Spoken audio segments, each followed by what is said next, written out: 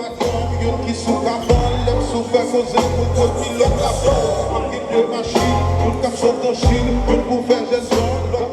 no começamento me estava tique nervioso, mas depois me agarra e confiança, agora me waku o público está apoiando e me sinto mesmo contento de waku com o público para welcome, para dar bom bini na minha cantica.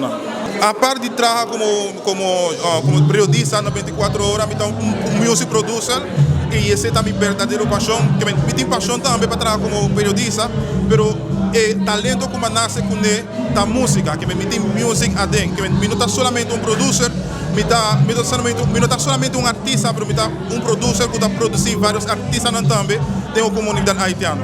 A mim mesmo toca 4 instrumentos, o qual é drum, guitarra, piano e um tique de bass, que me tem cantiga no caminho e também me tem artista também, como está trabalhando com artista que está novo e artista que acaba, tem experiência acaba também. Compa, slow, reggae, classic, mas meu gênero mesmo gênero está rap.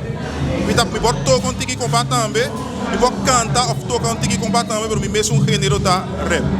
Celebração aqui está uma celebração de mais ou menos 24 organizando por ano. Mas pouco a pouco também está crescendo.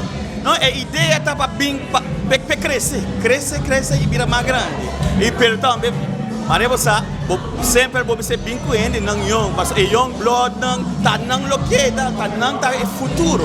Eu esse tá direção, mas também não se guide, não se manibanda, não mais tsunami, mas que tá caindo.